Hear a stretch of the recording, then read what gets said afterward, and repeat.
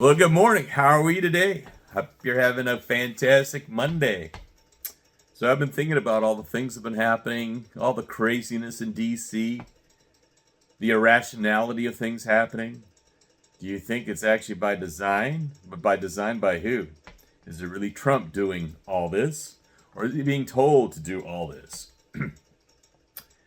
And what is the objective?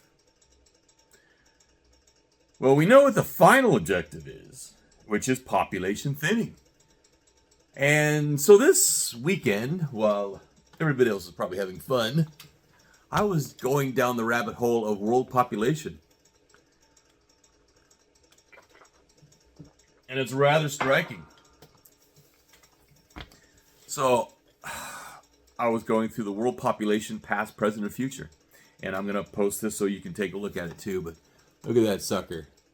You know, that's what like Chris Martinson likes to talk. That's one of the only things that I take the best out of Chris Martinson is the idea that he was the one that I learned about the hockey puck, the hockey stick. That's the hockey stick right there. See how it's like long and then suddenly it goes, woo! And when does that happen? Or it did happen. And as you'll be looking at the graph yourself, you'll notice that graph, it's about 1910, 1920 is when it just starts climbing and climbing and climbing to the point where we are right now at 8 billion people. From where for thousands and thousands of years, we averaged about 1.2, 1.5 billion in the whole world. And now we're at 8 billion. Think about that. And think about it. See, because remember, the whole idea is if you're trying to understand these people who have the control, and it's not like they have total control. There's always hope. That's why when people say, oh, well, why even like fight or deal with this? Just go along. Well, on one level, it's correct. You go along, but you go along in a way kind of like a surfer does. You get on your board, you paddle, you catch up with the wave, and then you jump up onto the board. And now you're on a wave that if you're fighting the ocean, you're fighting the sea, you get wiped out. But if you work with that wave, you get to coast beautifully. You get to ride that wave all the way to where it's peaceful. And that's the way to be looking at it. Think about it like a surfer. I used to be a freaking crazy surfer. I used to surf all the time. I surfed in El Salvador.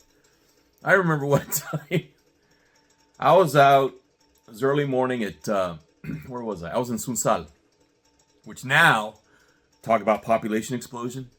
I'm like looking at these pictures and like friends are sending me these photographs and said, didn't you used to surf here? I go, yeah, I used to surf all the time and there was nobody out there.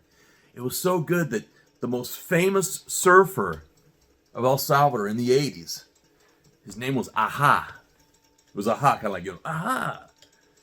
So Aha and I were out there. Probably the best compliment I ever had is I came in, I rode this wave, and he like saw me and went, Aha! Oh man.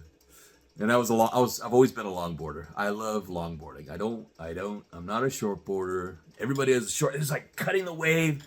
I like to work with the wave, right? I'm a longboarder. I just get on the board and I'll hang 5. If it's really good, I might hang 10. And you just go with the wave. And that's what's happening. You can either thrash about, get drowned, or you can read the wave and see where it's going, and actually you can have a good time as you're going along. Like I'm having a good time with my animals. Got my geese out this morning. They're all happy. They've been fed. They're hanging out in the gravel parking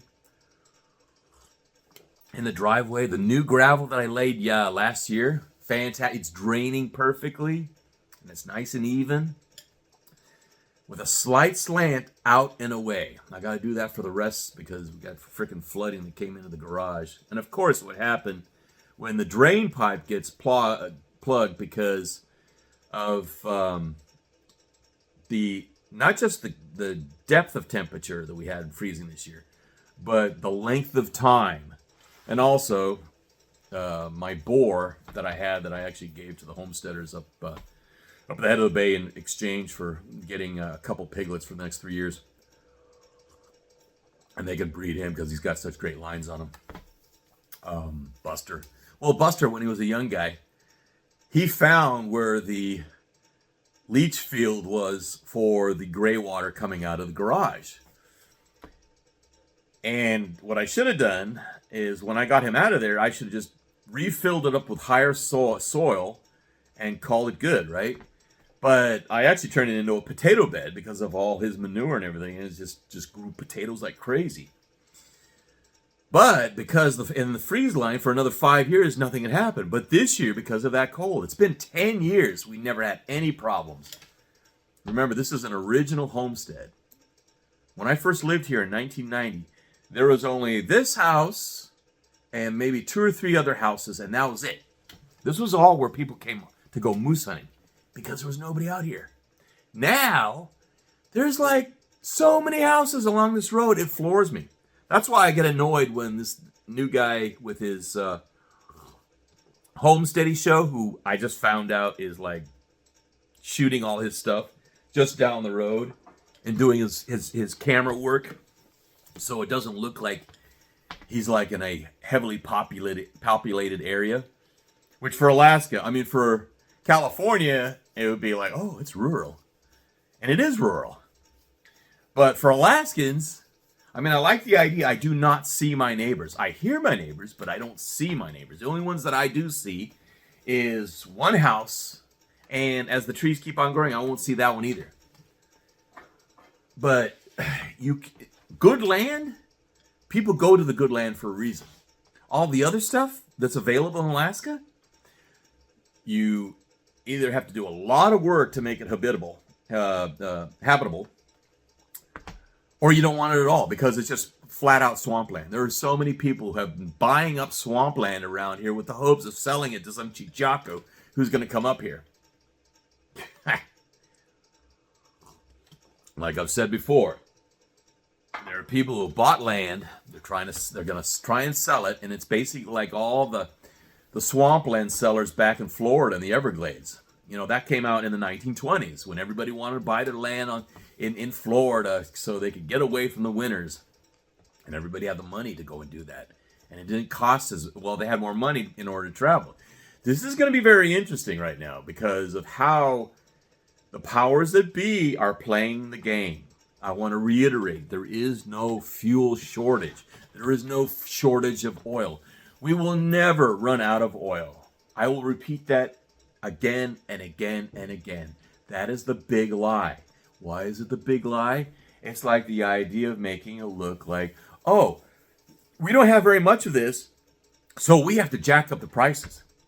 And because we have to jack up the prices, you have to pay more. And if you have to pay more, that means we have control over you. So really, it's not about the money.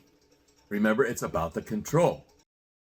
Well, you mentioned in one of your last talks that petroleum wasn't what we thought it was, that it wasn't a fossil fuel, that it didn't come from fossil animals. Yeah. Is it just a mineral? Is it a mineral like any other mineral?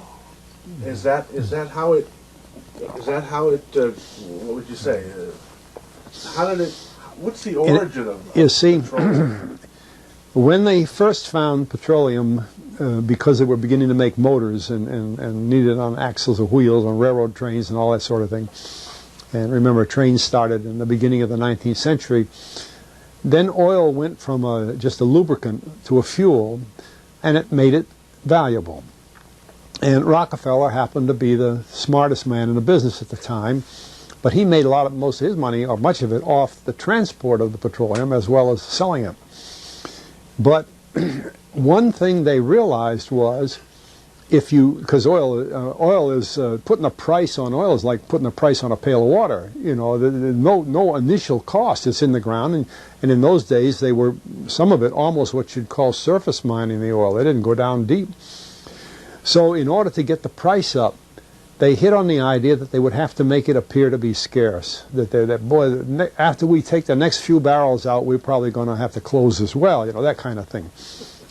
Well, a very fortuitous event. In 1892, there was a convention in Geneva of scientists to determine what organic substances are.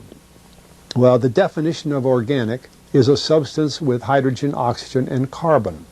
And so it's usually a living substance, a tree. You analyze a dead tree, hydrogen, carbon, and oxygen, and grass, and so on, living things.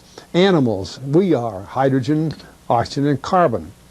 So at this Geneva Convention, Rockefeller took advantage of sending some scientists over who said, oil, petroleum, is hydrogen, oxygen, and carbon. Therefore, it must be derived from the spoiling, the rotting of formerly living matter.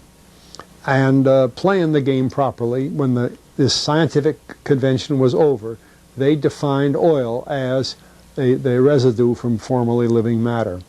Well, that makes it a fossil fuel. I don't know why they decided to use the word fossil, but it says formerly living matter, it's fossil. Well, of course, today, and another thing we should know is that there has never been a fossil, a real fossil found below 16,000 feet. And you can't argue at 16,000 there's a level line, because someplace the ground sinks and so on. But 16 is what the scientists say, 16,000. We mine oil, or we drill for oil, at 30,000, 33,000, 28,000 every day of the week. So right there we rule it out that it isn't fossil fuel. It's called fossil fuel for the minds of the public to feel that it is an asset that is running out, being depleted. We talk about depletion allowance, which is a lot of, and actually if you know the world's oil supply, you know that it is not going to run out for an awfully long time. It is. So if you make something look finite and everybody feels that they have to rely on them, heaven forbid that you have scientists who can make diesel out of thin air or gasoline out of thin air. How does that happen? Well, you go and plant certain types of crops, and then you harvest those crops, and then you recreate a similar type of fuel that will run in the same engine that you're already driving without actually having to do that much modification in it. But heaven forbid you publish, because then they send people and they Clinton you or Hillary you. Yeah. Murder is real in industry. If you didn't pay attention to the poor guy that frickin' was the whistleblower on Boeing, you know he got whacked. You know that Rudolph Diesel got whacked when he was going to bring his engine to the British so they could put them in their submarines in order for the British Navy to be totally independent of the, I'm starting to call it the International Petroleum Conspiracy, which is, that's how you control the world. And in the United States, if we are even just talking about petroleum, we have enough petroleum in this country, even with the reserves that we depleted because of the idiocy. It's not the, well, I should take that back. It's not the idiocy. It's the conspiracy of the prior administration. And they're all the same administrations, by the way. They're controlled by the same people. They control both sides. Those are the both extremes, right? Left and right. If you control left and right, what's in the middle? The middle. So if you control the boundaries of the middle, what does that mean that you have control over too? You have control of the middle. That's how this all works. That's why they control the extremes. When they control the extremes, they control everything inside. And inside will slowly go, just like the sheep. Kind of like you work with, when I take my geese back, people are amazed. God, your geese just listen to you. And you, yeah, I just say, go home. I can't say it too loud because they might hear me and they might go home. And they will go back into their pen.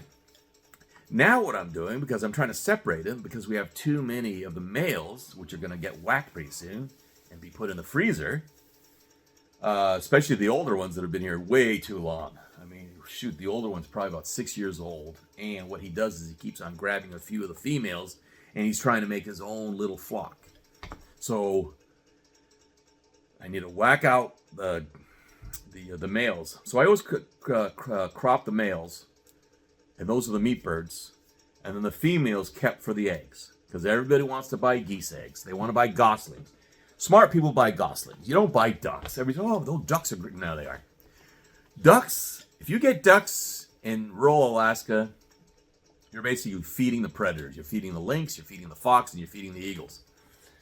But if you get geese, and you have enough geese, you have a pretty good opportunity to actually let them free range during the day and go back inside the way I do. As long as they have free range and they can run and hide if an eagle flies over, or they're so boisterous that they turn off predators. Remember, predators are very quiet, and they're actually kind of timid, because they know what can happen if they screw up, like they run into the wrong one. So when they hear boisterous, and they also don't want to ruin they don't want to use up their energy. So if they hear a lot of geese cackling and honking, they leave them alone. I mean, think about it. We've been here 10 years, had chickens first. That was like, when I say 10 years on this property, I've been back since 2012. I first lived here in 1990. So I know the difference. And when you see the difference between 1990, 1991, Alaska, and now, I mean, basically, reality TV and the fakery of reality TV, I think, has put a number on Alaska. And hopefully what's going to happen is when people realize this is not the place you want to be if you didn't do your work. Do your work is that, okay, if you moved here 10 years ago, even 5 years ago, and had the time in order to create something that could be self-supportive, you should be fine. We are totally fine, because we actively have been focused on this. The rest of the people, because of how it's changed, put this number in your mind, because it's not just Alaska. You should look at every city as 95%. That's weird. A whole state, the state of Alaska, they used to have a reputation of being independent and self-supporting, has become so reliant on imports. So when this is according to the Farm Bureau.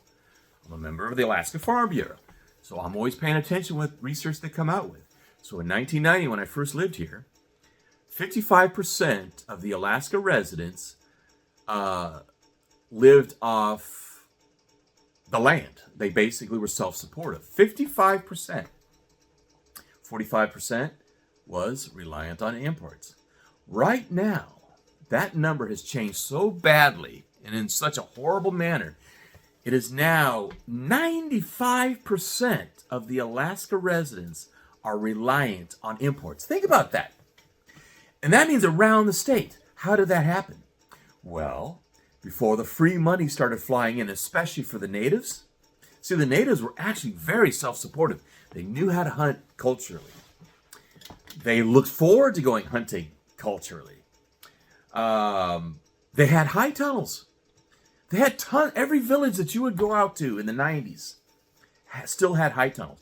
When Ted Stevens really hammered and started bringing in all the free money for all these native corporations, you got two kinds of Indians. You got the city Indian and you got the village Indian. And what does that mean? What that means is that you've got corporate Indians, that's why it's a native corporation. It's not even a tribe. Like my family in Pine Ridge, that's a tribe. That's a reservation. That really sucks. But the corporations, because of all the land up here, it's even better than the PFD. Where residents will get a certain amount of money from the oil company. Natives get a large amount of money. And then they also get everything dumped on top of that. That's why the big joke is, you want to get a new snow machine? Just go to the villages and see what's left around. When they get their stipping, they go buy a new machine. It gets tried, they leave it. And because they know they're going to go buy another. So they get out of the frame of mind of, wow, I should fix this. And then you lose the skills of fixing your kit and fixing your gear.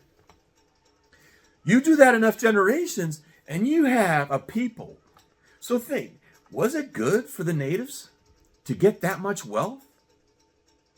It's great for the ones living in Anchorage. They're living high off the hog. They don't have to work. They don't have to do anything. All they got to do is show up at the office every once in a while, make a vote, and go back and do whatever the hell they want. And then you got the village. And they're out in the village. They get a little bit of that because it doesn't trickle down that well. Remember, that's the way that stuff works.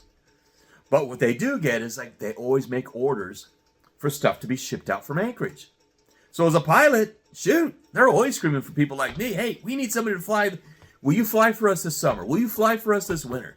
We got a 206, got to load it up, and it's going to be going out. We do it every week, twice a week. So they've got all these goods that are being shipped out. So what have you done? You've created a society that is more and more reliant. So who are they going to vote for? They're always going to vote left because that's Democrat. Democrats are always giving free money. It's all about giving free money. And the people who are controlling the wealth, if you look at the breakdown of how this works, is you've got mining, you've got minerals, and you've got money.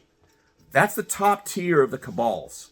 And there's a bunch of cabals in there, right? You got the Rothschilds, you got the Illuminati, you got the Club of Rome, you've got the Trilateral Commission, and they're all in here. And then you break that down and you got things like deep state. And then you just got flat out bureaucracy because the governments are so big. Where, perfect example, actually, I'm going to tie this into what they've been doing and why they're getting ready to thin us out, because they realize that the program has worked so well. And the program I am creating a metaphor is to the Marine Mammal Protection, the MMPA. So when Ryan Zinke was still the Secretary of Interior, I was in direct communications with him, basically proposing to him that in our area, because the MMPA, the Marine Mammal Protection Act, had been so successful. Remember, it was started in the 70s, and there's really been no modification of it. So what happens when you have no modification? Well, you're thinning out the other populations through hunting and fishing. Well, the major predator, which is the seal, and the sea otter, their populations exploded. So what happens? You have people heavily hitting the resource, crabbing, shrimp in Kachemak Bay, where in the 90s, all you needed to be was a resident, and you would just go out there, get your permit, your subsistence permit. You could go out and put a crab trap, you could put out a shrimp trap, and you would catch all of them in Kachemak Bay. Now, it's been so hammered by the otters that you can't. But yet they don't affect the ones that are actually doing the effect.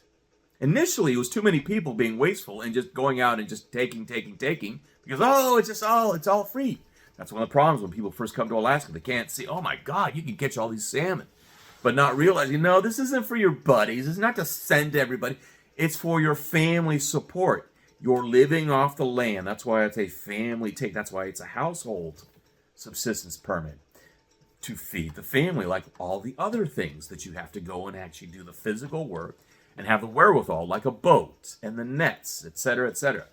Unless you're doing like set net, where you're just waiting for the tide to come in and go out, and that's how you get your silvers. Or you can do your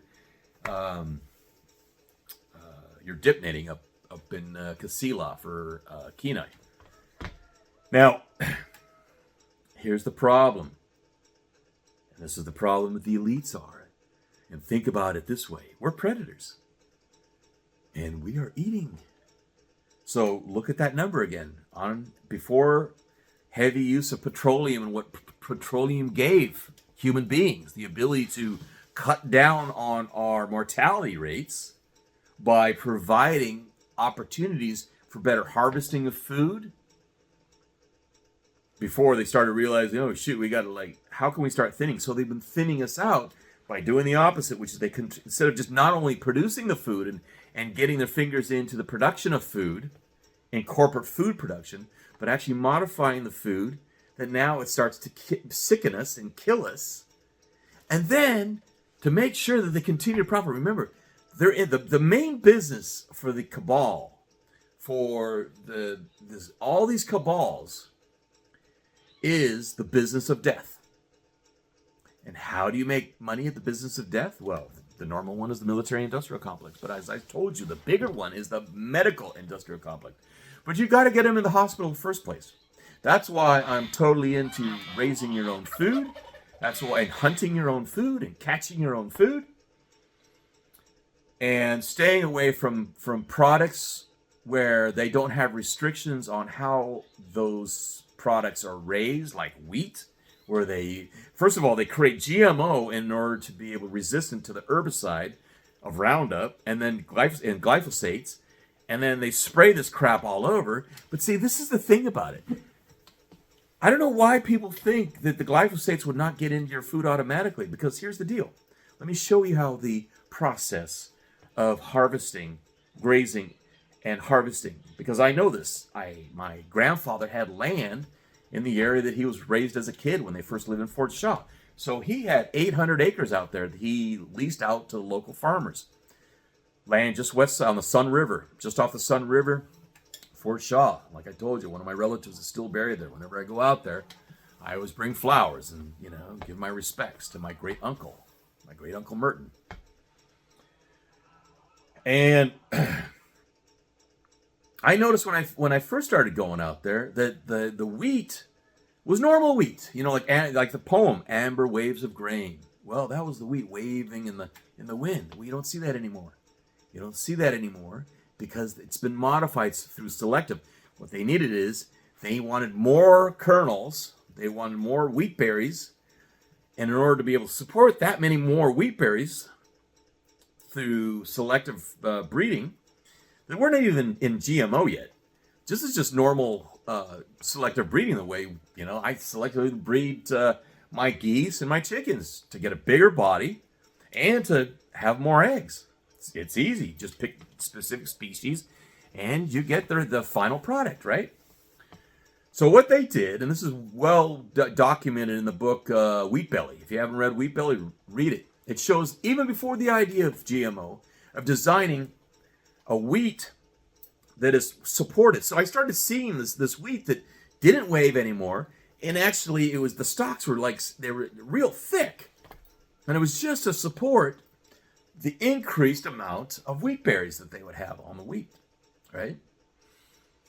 But nobody ever thought what that was doing to what the product was.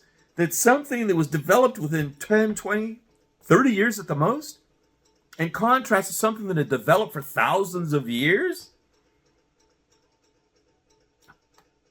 When it takes that time, it gives your body enough time to actually develop genetically through your previous ancestors. Even to the point that when I was a kid, I remember vividly eating a sandwich.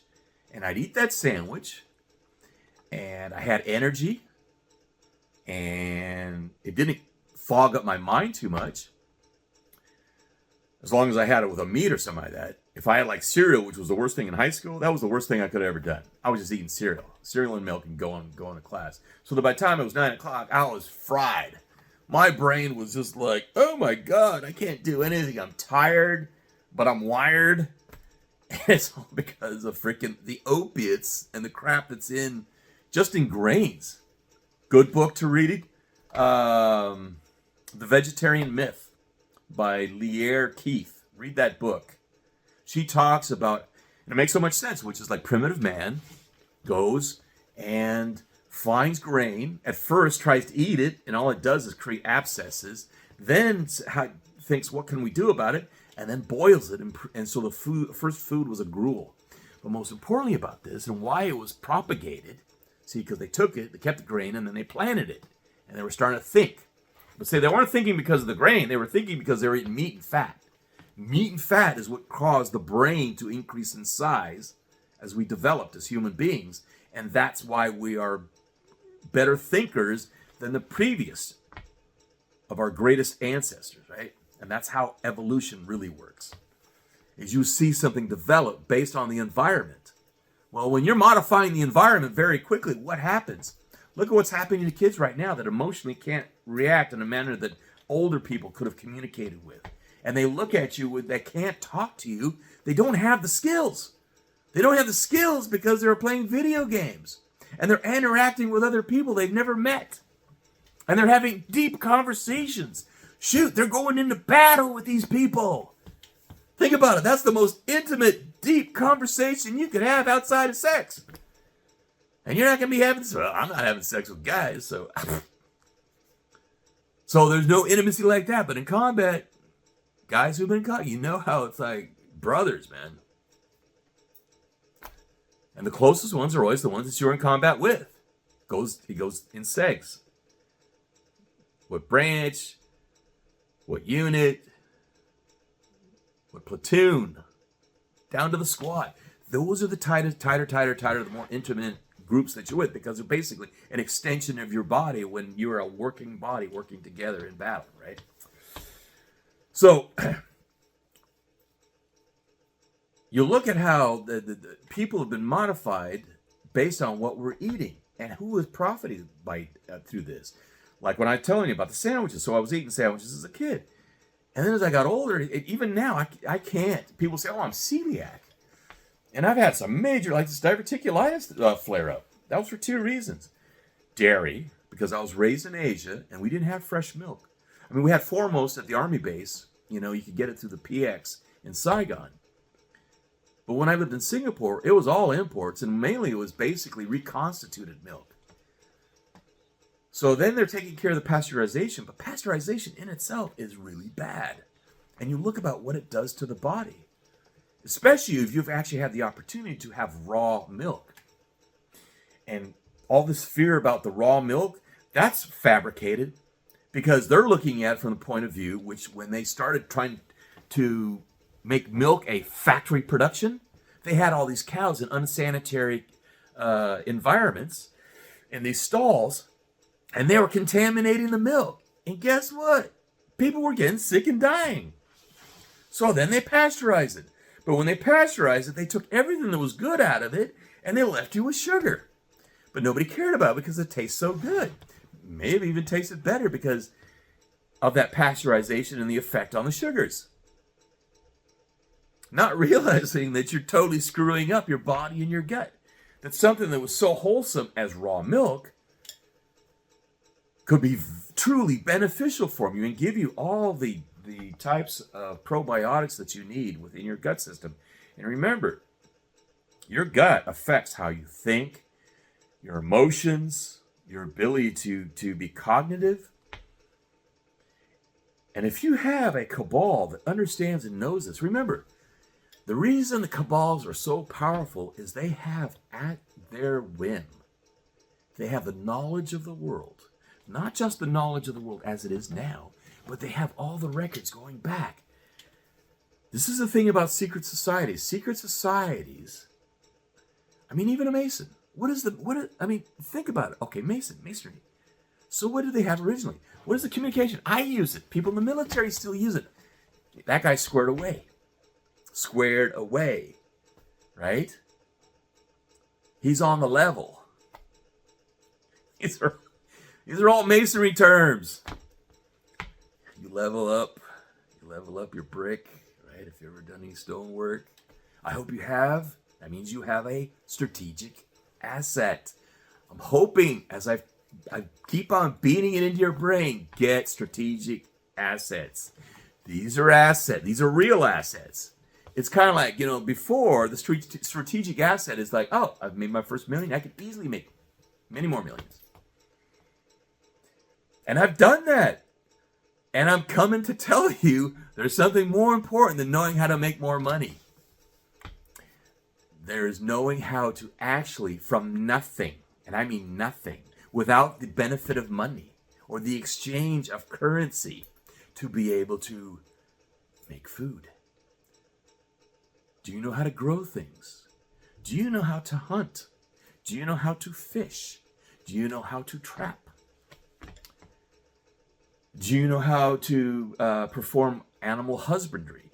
Do you know how to take out by taking care of your cattle, taking care of your pigs, taking care of your birds? Do you know how to propagate your birds, your cattle, your hogs, your goats, your sheep? These are good skills. How can you make your land more attractive to wildlife? Wildlife, it's that whole circle. You give to the earth and the earth provides back. If you make your property attractive to wildlife, I mean, we have ducks come here. There were no ducks before that would actually land here. Well, they would land early in the season when the marsh, but the marsh dries up by the middle of the summer. And then you won't have ducks until the next spring again. But by that time, you're not going to go and harvest any ducks. I go shoot ducks every fall. I don't have to go out anywhere to go shoot ducks. I can shoot ducks right here on my own property. But that's because I've made it attractive to them. That's the whole idea. And by making it attractive, the ones that are reproducing on the land are increasing the number to the rest. Now, if everybody did that, you'd actually have a plethora. But see, that's the problem. A lot of people in the country, they just want to go take. They move in and say, I'm going to go live like Daniel Boone. So they don't do anything for growing. They don't do anything to improve the land. And then they end up freaking road hunting. And then they shoot pheasants off the road. They go shoot grouse. Because the grouse is like, I mean, how hard it is to shoot a grouse? You could grab a stick, come up on a grouse, and throw the stick at it in the tree, and you'll have it. That's how easy. So when somebody says, I went hunting grouse, it's like, yeah, okay, man. Tucker likes to hunt grouse. The Lord of the land. Look at a man's hands. Does he wear gloves? Does he not wear gloves? How much work does he put into them? How much scarification does he have in his body, on his hands? That'll tell you how much the person is actually working the land. Those are recognition things. Titles. We'll be talking about titles. You know that title, the piled higher and deeper. We'll be talking about that one, how that's going to be really dangerous the more you listen to those people, because those people have no idea how to deal with what's coming. The people who are going to know how to deal with what's coming, they're actually the person that you go and buy your apples from, the person who sells you chicken, or more importantly, the person who sells the organic chickens to Whole Foods that you go and buy from. Because Whole Foods will be gone. Whole Foods won't be able to stay in business. Not because they can't get the product, it's because they can't get the product to you. And yes, I said there's no depletion in our fuel reserves, but there's going to be major control. See, the people, remember, this is how it works, is the mining, the minerals, the money, they control the currency, same people, and they also control the petroleum, which is under the mining, right? So if they control the petroleum, they can also create the wars, because under that is the media and the military. So the media is what they're using in order to get you to believe something. And for those that they don't get to believe, or in order to go and take things, because the people aren't willing to listen to what the media is telling them, they use the military. And the biggest question people should be asking is, are they going to start breaking more and more of the Constitution, where you have U.S. military on U.S. soil going after law-abiding citizens? That's going to be a big question, because that's what happened and led us to our situation in 1776, because you had citizens who were then being put upon by the government.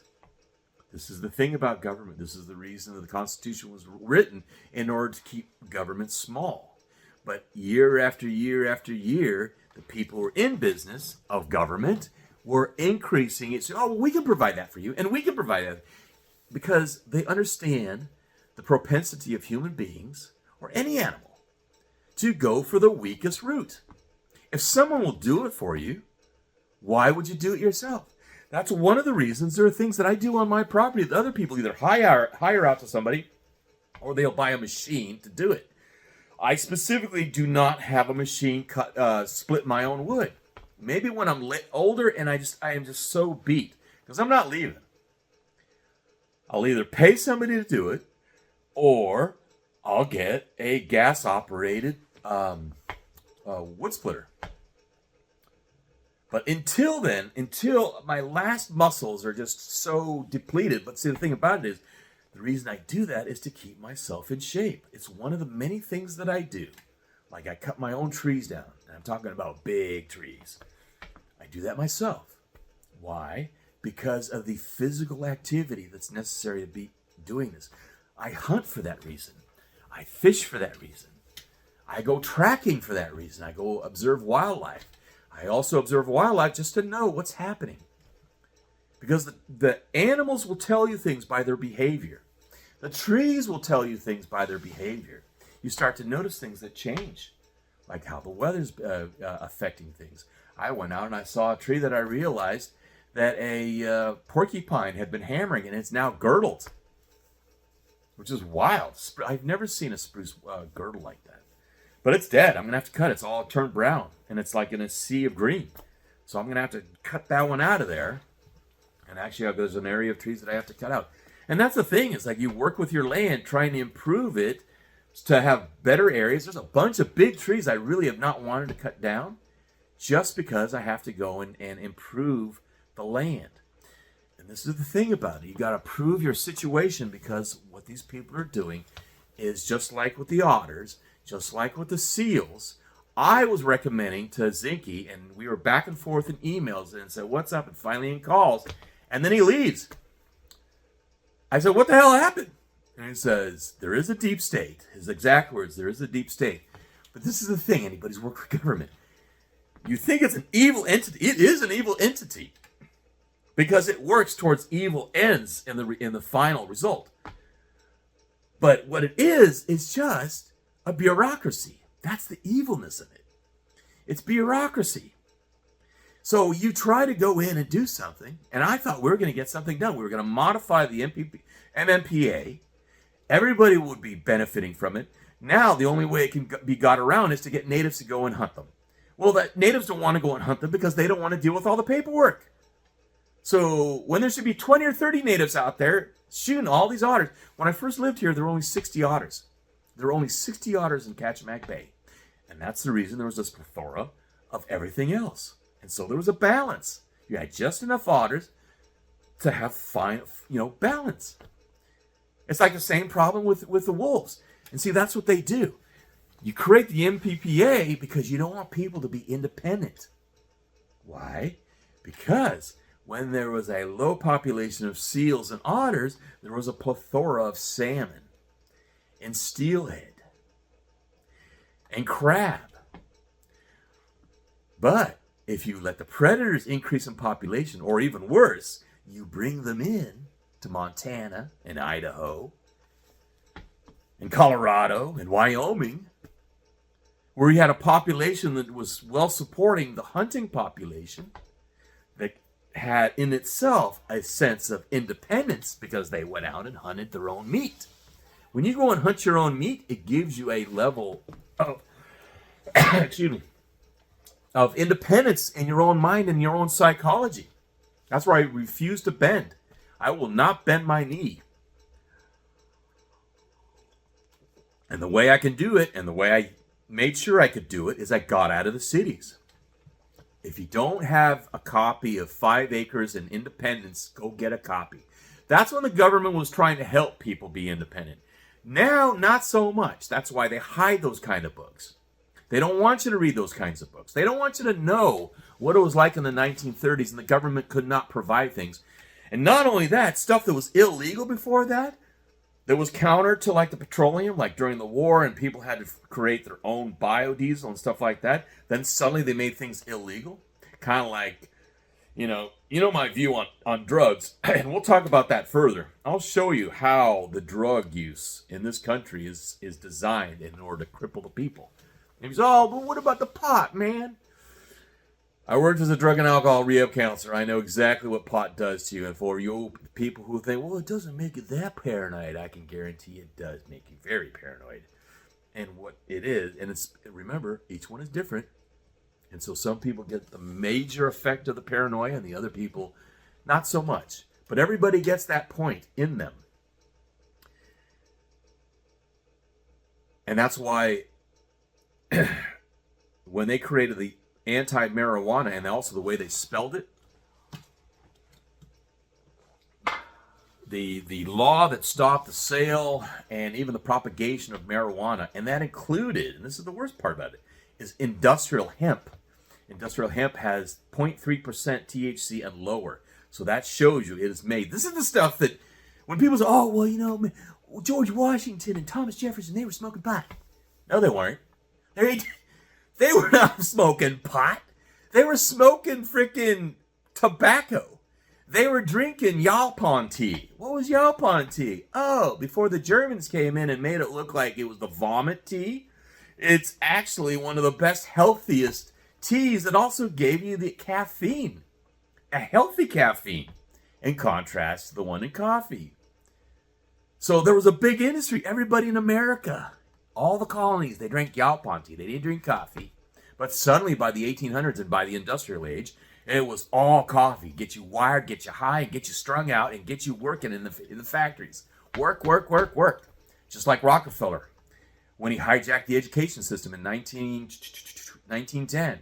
General Education Board paid $1 million for it. Why? Because in his own head, in his own words, I don't want thinkers, I want workers coming out of this education system. That's what he did. And he got it. That's the way you do that is you get them focused on making money and dumbing them down. Not thinking about other things. Not even thinking about specific ideas and philosophies. And continuing to modify them and centralize them in an area where you can control them and not let them interact. Kind of like with COVID. What was COVID all about? COVID was all about crippling people's ability to interact. Because remember, Tun Tavern, Marine Corps, people getting together in taverns getting a little bit rebellious. Because if you get together, and not in a controlled state, in a platform, which was created to get you together, but so that they could spy on you. Think about that. How evil is it that they create something like Facebook and then they give it to some freaking patsy to be the founder and creator of Facebook, like all these others? If you see who the leader and the CEOs, no, they didn't create it. We know for a fact that he didn't create it. Zuckerberg did not create Spybook. CIA, NSA created Spybook. Bitcoin? Oh, that's why I never put anything in Bitcoin. Crypto? Very careful, people. It still has to reside on a platform. Who created the platform? Was it DARPA? Oh, yeah, okay. So, anything that gets you away from the government creation is good. They don't control the land. They create the boundaries around the land, but they don't control the land. Except when they poison it. Like when they poisoned most of Vietnam with Agent Orange. They go in, they destroy, level it, and it's so wild that, they want to drop the population because they would suppose, like the Club of Rome, say it's going to be better for the planet, but they don't really give a damn about the planet. It's just another excuse of control. These people are just into control. If they could just annihilate the whole world just to get control, they would do it just for the control. Not because they really want to thin the population. If they could control 8 billion people, they'd stick with 8 billion people. But they don't. And they won't. And that's the reason they're doing the thing. And they're telling you. Remember, this is all about the idea. They're telling you things. Things you learn as a journalist, as a field interrogator, as someone who is on the bad side of being interrogated like I was in Vietnam. As long as you listen, they will tell you everything that you want to hear. Not want to hear, but they'll tell you everything you need to know. They tell you about the 15-minute cities. They tell you about you'll have nothing and be happy. So how can they do that? Well, if they drug you up, you're happy. You don't give a damn. If they give you a little bit of food, you're totally happy. So then the major needs of being hungry, those are taken care of too. So they give you just enough to survive. So basically, they treat you like a vegetable in a hospital. So you're not really living. but your body functions are being taken care of. And heaven forbid you start thinking, because if you start thinking and questioning, well, then it's time for you to go. And that's what you're going to see more and more of, those who are questioning. That's why I'm telling you, I've said, I'm happy that my freaking subscription list, for those who've been sharing with your close friends, perfect. Share it with your close friends and close family. Those who understand and might appreciate this. The other people, don't waste your time. I don't care. And you shouldn't care either, because those are the sheeple. Those are the ones who are going to freaking go bye-bye. And frankly, I hate to say this, but I don't care. Those are the people who need to go. Everybody's, we got to save everybody. No, we don't. No, we don't. We're here in this reason because there are so many selfish, self-absorbed motherfuckers. You've met them. You knew them in high school. You knew them at work. There are the people who backstabbed you just so they could get a promotion. All that kind of bullshit. And they used you in some way because they're on their freaking timeline. Those people will go because those kind of people do not understand. It takes sacrifice. And this is the reason. That was one of the first things. This thing about Trump. It's not the idea that Trump didn't get out of military. Yeah, that's a smart thing to do, right? But see, this is the thing. You don't do service because in the long run, it's actually the smart thing. If you have a cohesive society, right? It's a smart thing.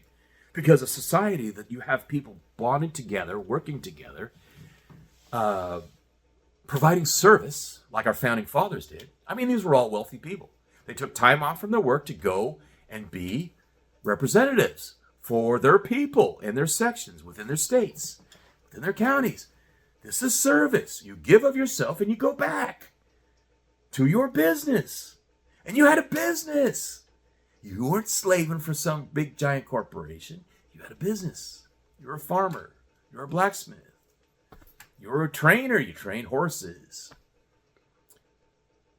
You created materials.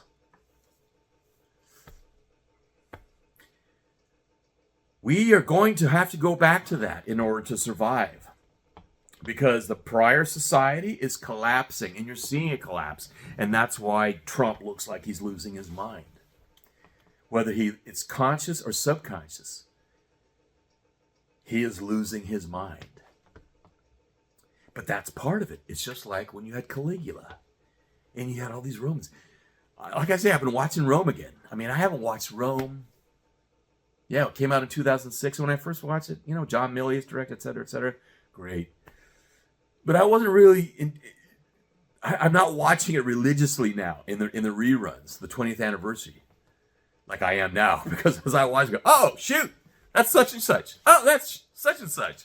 So you can look at all these historical figures and go, oh, there you go, that's that guy, that's the guy. So Julius Caesar and Pompey, yeah, start looking who Pompey and Julius Caesar are in our present day.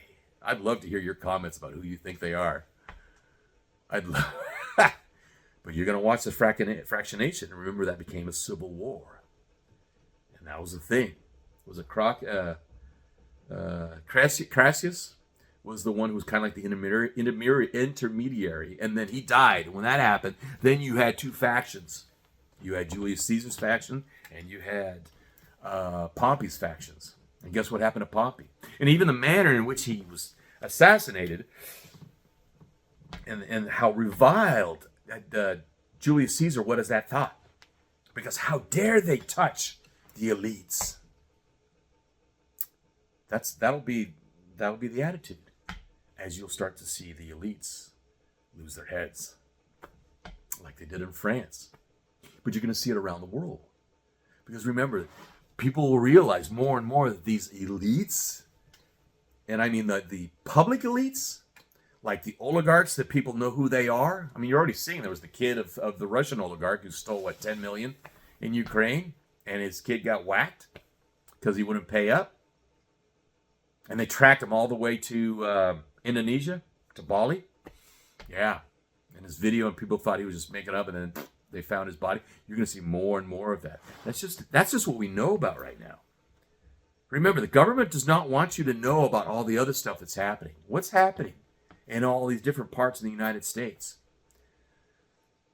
the government can only control so much. So what they do, so it's controlling the extremes. So you got the extreme right, you got the extreme left, and everything in between can be controlled by whichever way you control, left or right. It's just like guiding a horse. You know, you hit your right stirrup,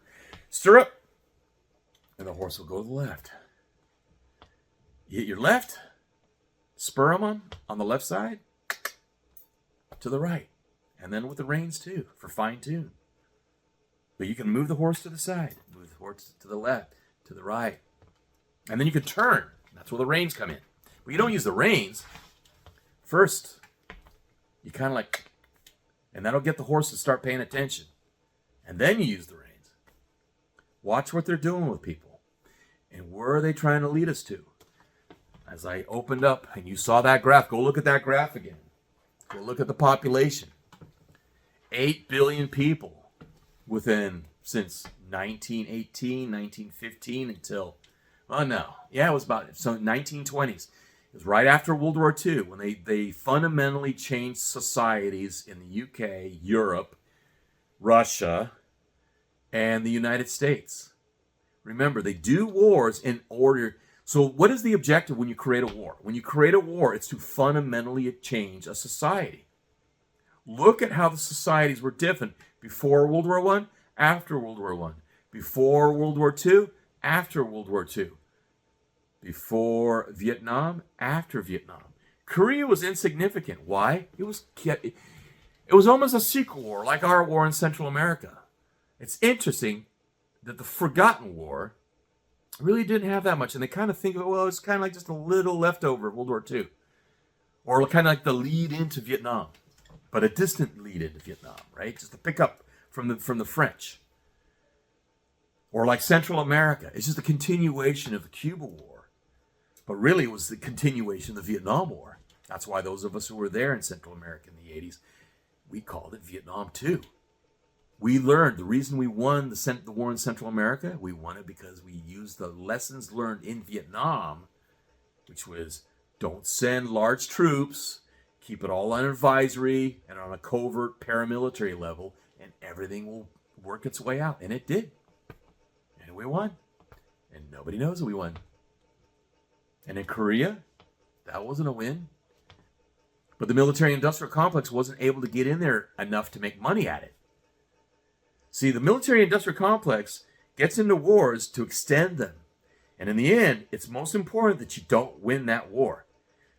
The reason we won World War II and World War I was in order so World War II was a result that the first control of the League of Nations that was created after World War I did not succeed.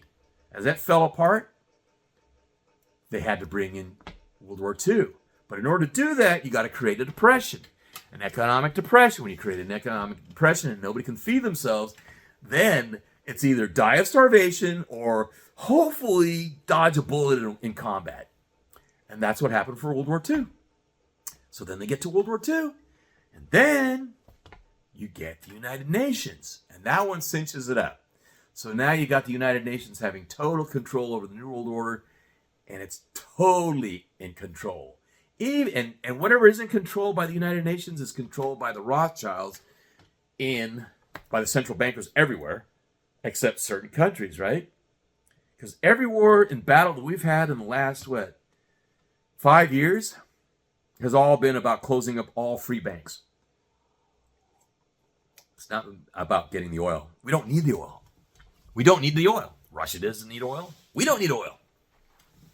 Europe needs oil. God, they need oil. Asia needs oil. I mean, there's oil in freaking Indonesia. Still a little bit in the Thai Gulf. But we're the ones who get it. It's like the thing with Venezuela. The biggest production in Venezuela was before they kicked out the Americans. The Americans created that whole thing. And then when Chavez came in and nationalized everything, oh yeah. But see, it's socialism. And socialism is a vampire. It's a parasite. Socialism is something that the elites use in order to make the common citizen enslaved. Why? Because you don't have the freedom of business. You don't have the freedom of productivity and expansion and abundance. Because It relies on the idea that you're going to have the people who have nothing to do with it live off of it too. That's how that works. It's the same thing that happened in the Soviet Union. It collapsed because if you're going to have one guy who's a real hard worker and you got another guy who's a total slacker, but you're going to pay them both $5 an hour, you totally demoralize the guy who's the hard worker, and the slacker is like, whatever, it doesn't matter. I'm good with what they're giving me. And so when you have that, you don't have any drive. And that's how you make a slave, is you remove drive. You remove drive, nobody wants to rock the boat. Nobody wants to change things. They just want to go along. And that's where we are right now. That's why they wiped out so many of the alpha males in our society, going all the way back to World War I. That whole idea of setting, Tennessee, first to fight, freaking wiped them out.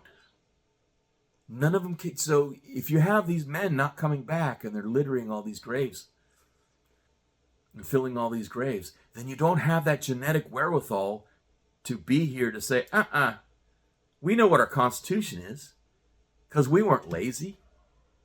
We didn't let our education system be taken over by somebody with the money or the title, all these PhDs. You start to realize more and more it's by the actions. I'll be talking about Chris Martinson in my next episode when I talk about PhD. I'm fed up. I've followed the guy since I was still living in California, and he was doing his talks up in Santa Rosa.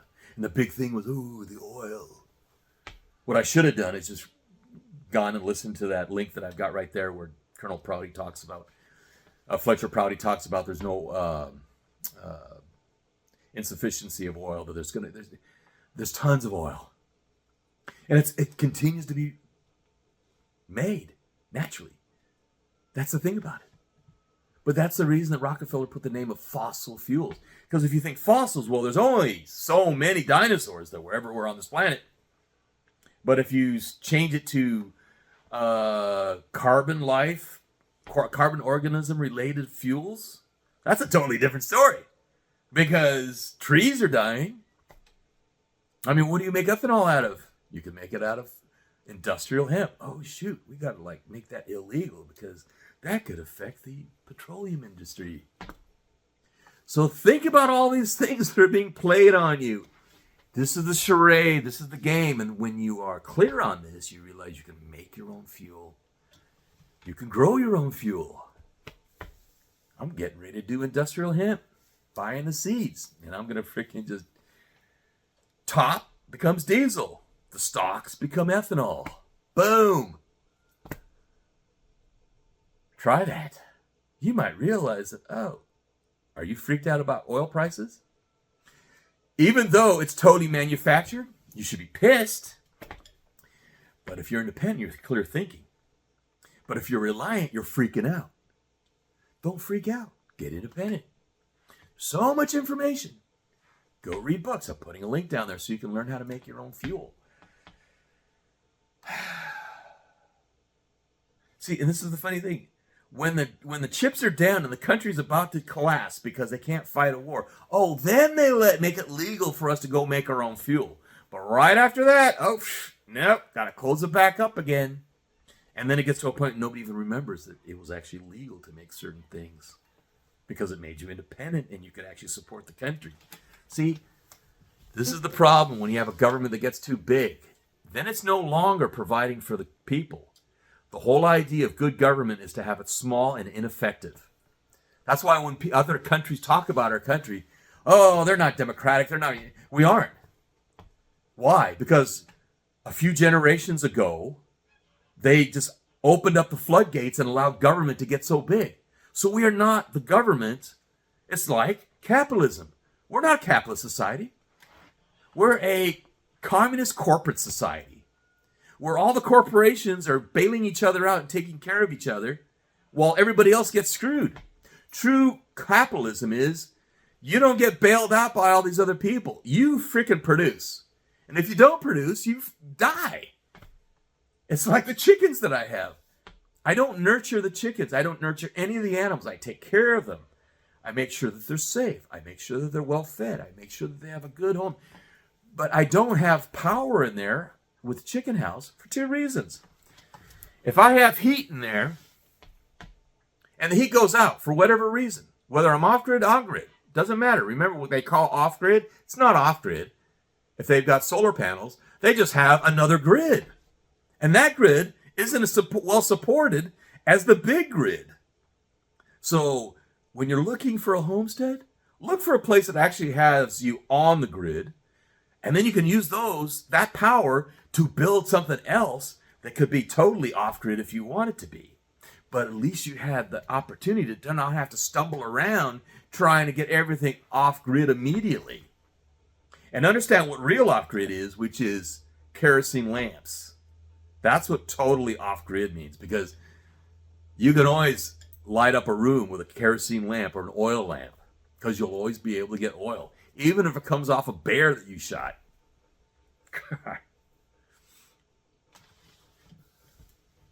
Look at what's happening right now, people. This thinning, they've told you exactly what they're going to do. Look back at those numbers. In their mind, that number has to be shrunk. And the question is, are you going to be part of the people who are going to be shrunk and deleted out of existence? Or are you going to be the people who make it through, like in prior generations who made it through? And that takes a variety of things, which is your allocation of your wealth. Where's your wealth? Where are you putting it in? Are you using it to improve your knowledge about things so you're not freaked out?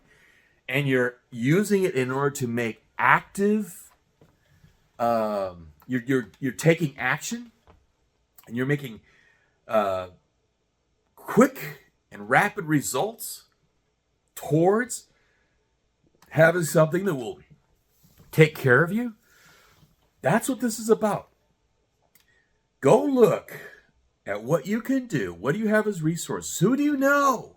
This is about community. If you don't have a community, you're going to have to jack up on getting the community. Go and look at the places. There's tons of people that are prepping. But look at the people who are actually prepping in a manner that they can actually be independent. A lot of people say that they're prepping, but they're really just taking care of their deer cabin. Like that guy, My Self-Reliance. That's his deer cabin. And it was his deer cabin for years. And he said, I can just make a show about it. That's the reason he's been thinking, I think I might move to the United States. Oh, because you didn't take care of everything in Canada? I'm not going anywhere, because I've taken care of everything and continue to take care of everything. That's what this is all about. It doesn't stop. You're constantly improving on everything. This is what real independence is you're always improving on what you have. You know, one of the things is like, you notice there are people who, they retire and they quit and they think, oh my God, I worked so long for the man. And I got out of work and now I'm a retired man. And then what happens? Within 2 or 3 years, they're dead. Yeah. So they used all their life and they used all their vibrance and they let it go. And the ones who are smart are the ones who actually, they pick up hobbies, they pick up other things. They don't just sit back and watch football, which is another drug. All the professional sports, look at what they're doing there. Remember, it's the idea of keeping you distracted, and they use emotions in the same way that they use the politics to keep you emotionally distracted and psychologically distracted. That's the psyop. The big psyop, while they're killing you, is to keep you focused on the war. A war halfway around the world that is not going to affect you other than the price at the pump. And you're so reliant on the pump because you don't realize you can make it yourself with garbage.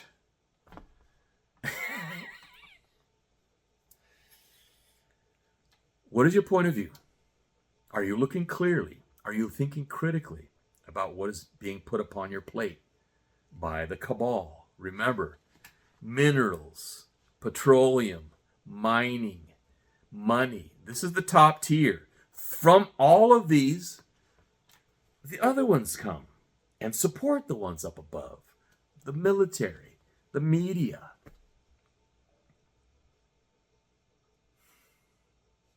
how are they all being used against you?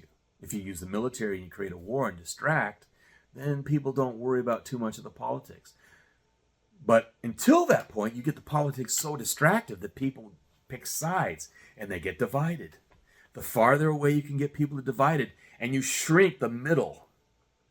That's why they want to destroy the middle class and have been destroying the middle class. The middle class had the opportunity to think clearly because the middle class had a level of wealth and quality of life that has been constantly been attacked and destroyed by the very people that you vote in. And even the lie of the vote is, again, another distraction. And it has been for quite a long time. It's been like that since the end of the Civil War, the American War of Secession.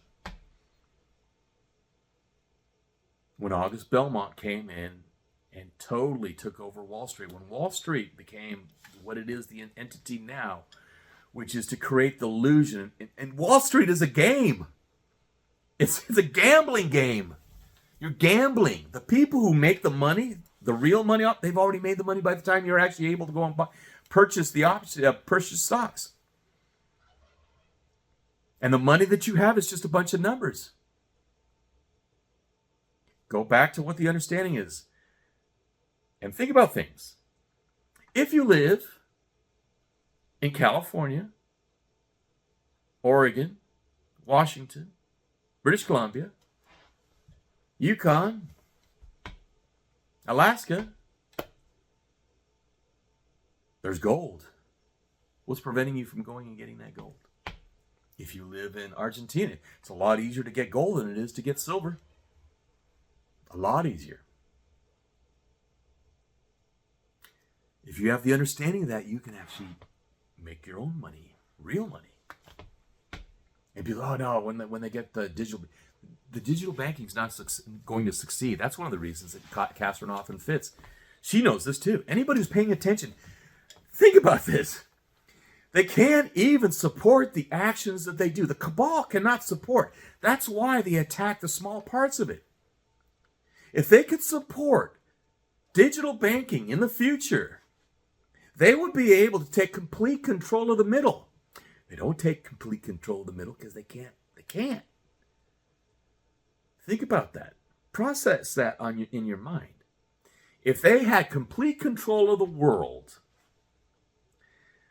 they wouldn't need to control the extremes and guide you like a rider on a horse with spurs and reins. They would just take you and put you in a box and leave you there. But they don't, because they can't. But that's what they're planning to do with digital banking.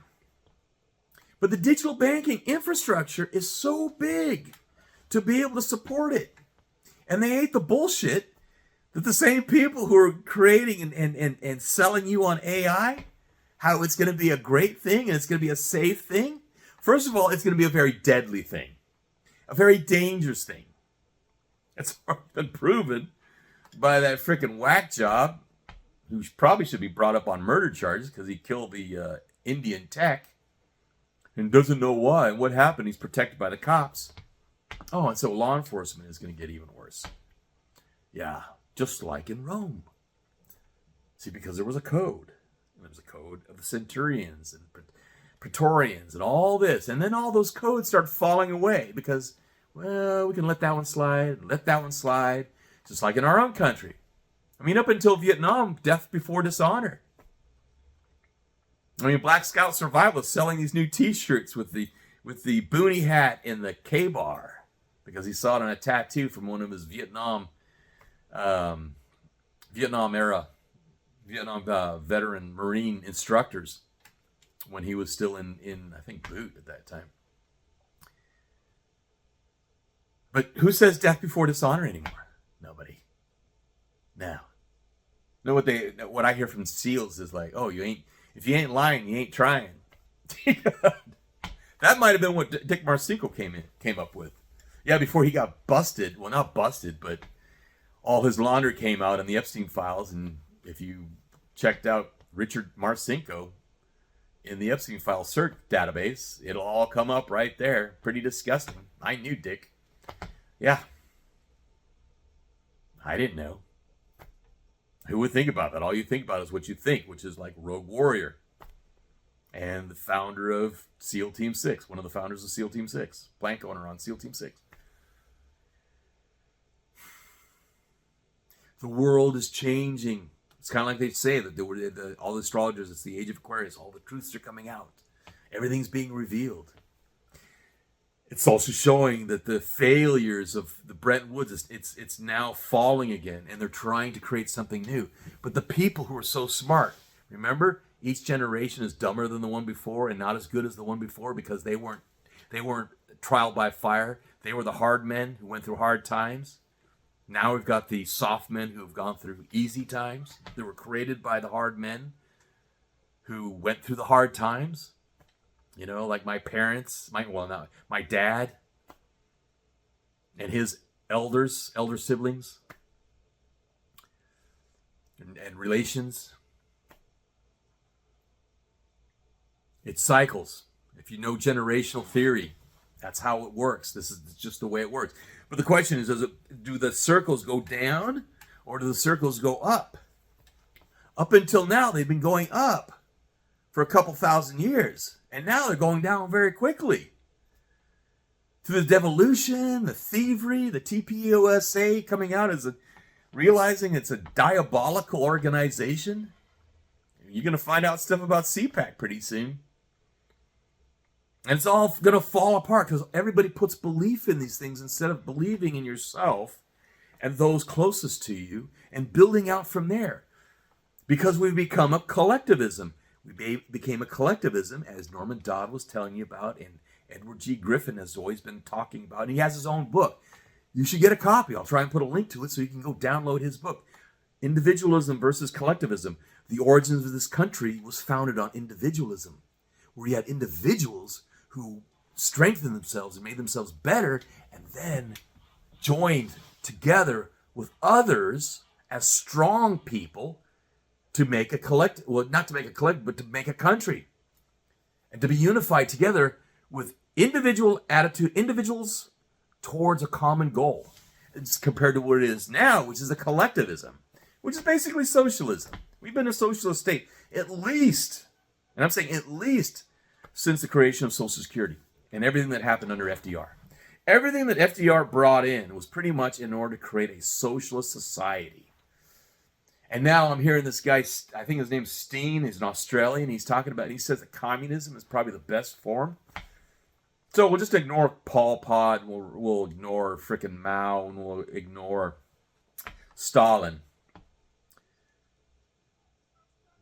When you put faith in one human being to dictate to everybody else what to do, and that's what we're getting into a point right now, which is everybody believes that Trump is the one who's going to get us out of this. That has always been the error in that philosophy from day one. And contrary to the Constitution, the U.S. Constitution is that we are supposed to fix this, not the government. Take that to heart. This will not get fixed until we, the people, fix it, not the government. The government created this because we allowed them. And we allowed them because we got lazy.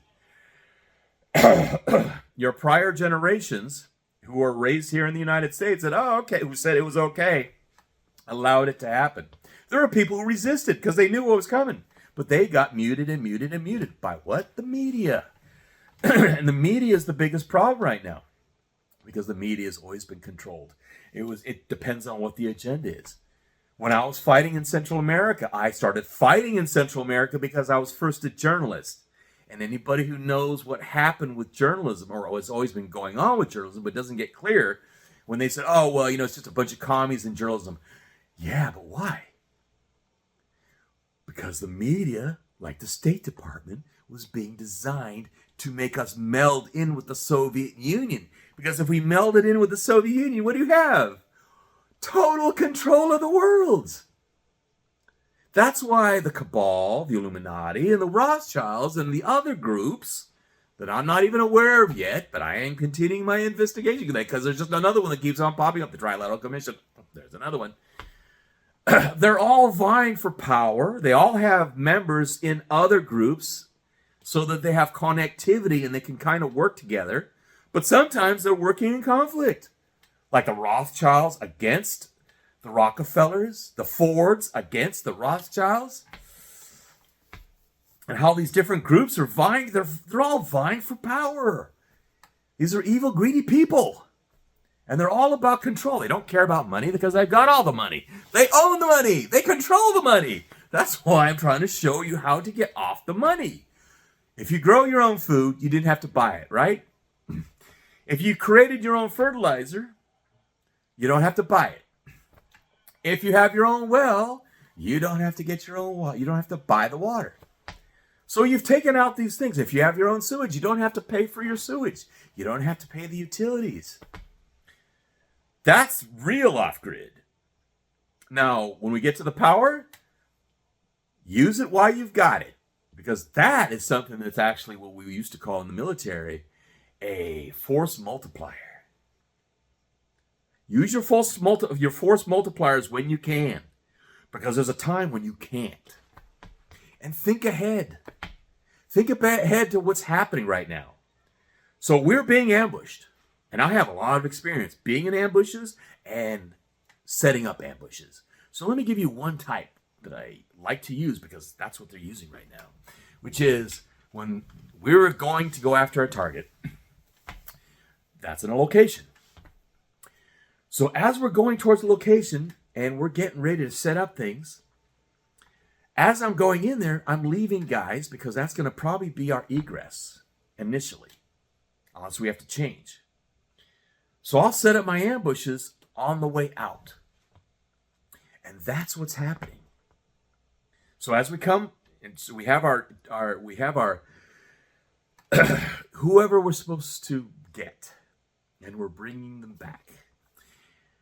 And you have your ambushes set up, and as you have you set them, and as you pass the ambush site, you then set up, you initiate, and you're pushing them. And you're trying to push them into areas that they do not want to go. And that's what they're doing. And the way they're doing it, it's an ambush. The PRS, problem, reaction, solution. That's a great way. David Icke came up with that label. It's basically create a chaotic event that causes a reaction in the people, and then say, we'll fix it for you. This has been done for 100 to 200 years in this country. That's how they built up the government. Oh, you're starving out there. We'll send out engineers to go and find out what's happening. Oh, but that means we need more money to build up the government to create another department. And that department will come out and help you. Instead of like, well, we live here locally and there's been people living here for quite a while and we've seen a lot of things. And when you learn things about a land, that's the reason I've been trying to get people to move out earlier as compared to later, in the same way that how long has it taken for me to understand the land that I'm on and the lands around me and talking with people about how they do things, investigating things. Because very likely if they're still doing it successfully, I want to emulate that. As compared to this one guy who came up here and had millions. And he's now trying to get out. He even put a freaking Alaska flag tattoo on his shoulder. And he's still posting about his sad cowboy story. And he basically ignored everything that people who have been here for generations had learned of the cattle business. Because he had his way. His way is the best way. His way is going to make the biggest and best beef steak. Questionable. And in the end, he's folding and going to California or Oregon or who knows, or maybe back to British Columbia. This is arrogance. This is ignorance. And arrogance and ignorance work together. You'll find when we now would next talk about the pile higher and deeper, that's what's affected. When you have very ignorant people who also are very arrogant, sad to say, they become PhDs. Before, the arrogance was softened because a lot of the people who went and got their PhDs, they either survived World War I or they survived World War II. And these were the cream of the crop of the PhDs that we've had in the education system in the United States and in Europe. Because war teaches you humility. You really realize your mortality. And you have the emotional impact of having lost those close to you. The effect is you will do the best that you can, gaining the knowledge that you get in order to make a better world. That can be something as simple as literature. That can be something as in-depth scientifically as chemistry or physics or mechanical engineering, to build things that will bring better for people. As compared to now where it's, and it has longevity as compared to now where it's like we build things so that they break, so we can make sure that the corporation keeps feeding the monster with the main money that's fake. It's just a bunch of numbers, but it makes it look like you owe something instead of they're just stealing from you. So understand what real off-grid is, and then you'll realize that real off-grid is not beholding to the banks for fake money, not beholding to the corporations for your food and your medicine, and most importantly, not beholding to the intel services for your interhuman interaction. So if I suddenly get wiped out because the internet crashes, I wish you the best. I hope you have a good life. Because if that did happen, I won't be on here tomorrow. And that means that nobody will be able to see YouTube, and nobody will be on the internet, and they'll come out of a stupor and go, "Wow, where can I get some seeds? Where can I plant them? How can I feed myself?" But I'm trying to get you ahead faster than later. So no. Put links, as I always do. Like and subscribe if we're still here. And look at the link, the pinned links. The pinned links are there for you. Because I can only give you so much in this time period. Here, it's an hour and 23 minutes. But the links you can follow, and from those links, if you're not ignorant, and you're not ignorant, and you're not stupid, you'll be able to go further. And the more educated you become, then you can come back and you can comment on things that I may have missed. And that makes me happy. If you have something that I've missed and you comment it down there, I'm happy to respond. And 9 times out of 10, I say thank you. If you're just being an asshole and you're just trying to be arrogant, then you're just a dick. And then I just delete you. Know that too. But if there's stuff that's really useful, I absolutely am endorsing it with a thank you and say, if you find more, please comment in the next step or right down below.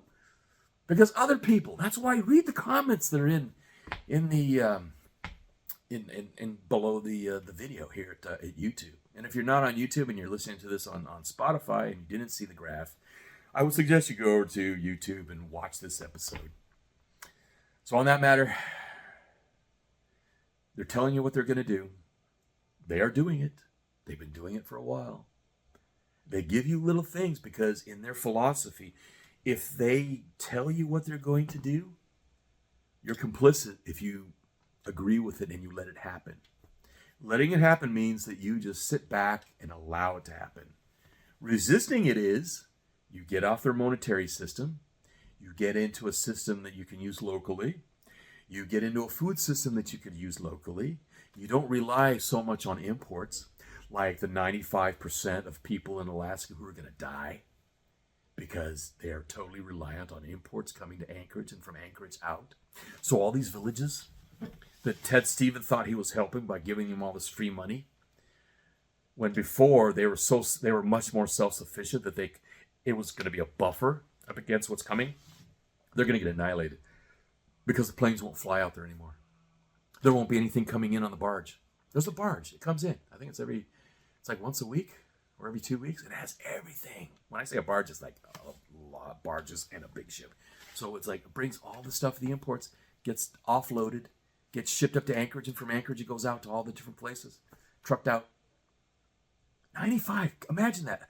A state that was so dependent on independence, and people came to the state of Alaska in order to be independent. But you watch all these fake-ass freaking homestead channels, and they're every week running to freaking Costco in Anchorage. Shit, I go to Anchorage like every 5-6 months. I go into Soldotna, which is the run, every 2 weeks? 3 weeks? Shoot, as summer comes and things are growing, I don't have to give my birds so much feed. And I've learned how to actually harvest things that people wouldn't even think is food. But if you teach them right, and you go over to if you want to know about that stuff, it's ancient Roman stuff. I do it here. As a matter of fact, I'll be cutting down a tree. And I'll be showing why I'm cutting that tree in the manner in which I'm cutting it. Not like I'm cutting it for wood. No, I'm not cutting it for wood. So if you're not following me on 5 Acres and a Moose and you're thinking about moving to the country, I would highly suggest it, and I would implore you to go over there because there's a lot of stuff already there. And then I'll be giving more and more instructional videos. Because people just like to watch. There's people living in the city, they're never going to go anywhere, and they're basically just, they're assigned, they have relinquished themselves to just go with the flow, which is when it's time to go, and they give you the option to go peacefully into the night, or the other one, which is violently in the day, they'll go. And God bless them, and I hope they're at peace. But the others, like me, who are fighters, and you're not going to take this bullshit because there's something within you that causes you to say, I am not going to just freaking go quietly into the night. Well, stick with me. Stick with me here and share me with your like-minded people. Don't preach to the choir, because a lot of times it's not preaching to the choir, it's just recognizing the choir. Yeah. Go out and talk to other people who are like you, and they might know people who might be willing to actually say, hey, I haven't thought about it that way. And that's good. But then there are other people, it's just like, I ain't no way. I'm not even going to, okay, just don't even waste your time. That's what I do. I just don't even waste my time. That's why I'm not so focused on building my subscriber, because I don't need the money. I'm not looking for the money from this. I do this because I've always been a teacher. I teach. I taught combat shooting. I'm in the process right now of teaching something to various countries that if I get these consulting gigs, I might be traveling again the way I used to, which I go to other countries. And I was in the Baltics, and I was in Poland, and I was teaching them how to keep the Russians from taking over. And if you want to read that on how that was my brochure, go check out Make Them Pay. It's over at Amazon. If you got Kindle, it's a free read. That's what I teach people how to do. Keeping big bullies from freaking taking your lunch. On that note, don't let the big bullies take your lunch. God bless. Have a wonderful day. It is a spectacular day today. I'm going to be doing more planting in the pots and taking them down to the high tunnel. And I'll show you some photographs tomorrow. Because tomorrow we talk about piled higher and deeper. And remember, I told you before, beware of the gurus you follow and you listen to. Yeah, just because they have a PhD doesn't mean that they know what they're talking about. And when they do things that are contrary to what they're talking about, that should be a sign. And I'll show you those signs. And you'll be going like, what? Hey, when you've got, go. Know what your course is, Captain. On that note, God bless. Watch your six.